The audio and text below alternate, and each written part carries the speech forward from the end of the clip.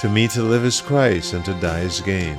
If I am to live in the flesh, that means fruitful labor for me. Yet, which shall I choose? I cannot tell. I am hard pressed between the two. My desire is to depart and to be with Christ, for that is far better. But to remain in the flesh is more necessary on your account. It is Sunday, August the 21st, 2022. Clive Walsh here, encouraging you to join me as I read the devotional thought for today from the book Truth for Life by Alistair Begg. Today's devotional thought is entitled Now and Then, and the verses Philippians chapter 1, verses 21 through 24, which reads, To me to live is Christ, and to die is gain. If I am to live in the flesh, that means fruitful labor for me.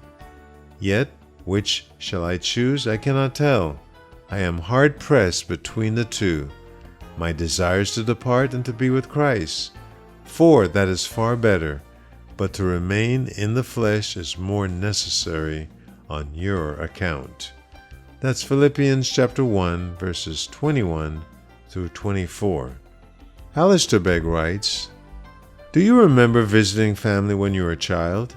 Perhaps some visits were met with dread because the person you were visiting wasn't someone you felt close to or warmed to.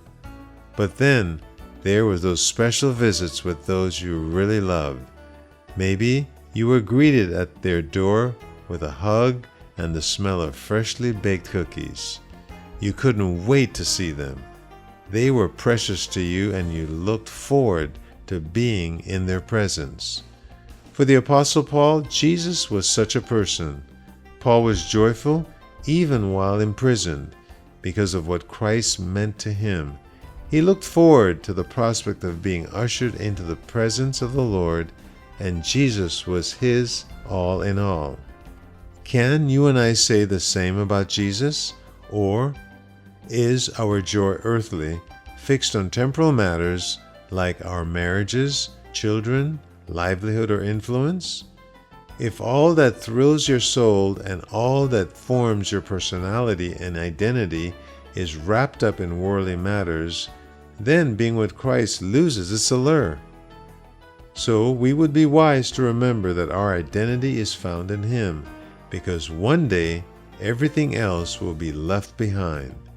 You may have heard of someone being so heavenly minded that they're no earthly use. Well, we can also be so earthly minded that we're no heavenly use. Sometimes we are tempted to want things like perfect health, an end of sorrow, and life without any uncertainties right here and right now. The reality is that we are going to lose loved ones, receive dreadful hospital reports, or face disappointments and even disaster. But that is all a part of the now. Paul's dilemma in this letter was balancing the now with the next. Although he desired to depart, it was not so that he could escape his current circumstances. He certainly endured very difficult trials, but for him, heaven was not simply relief from earthly suffering. He was not shuffling off life to embrace death. He longed to be with Jesus because he knew it would be fantastic. Living faithfully in the present while anticipating the reality of being with Jesus is something we all have to work out. Paul recognized that while he still drew breath, he was to continue steadfastly in this earth's ministry until Christ called him home to heaven. So spend some moments considering Christ and all his loving perfections. Then spend some time enjoying the great truths that one day you will see him as he welcomes you into his glory. Then reflect on the truth that the doorway to that moment is death. This is your future.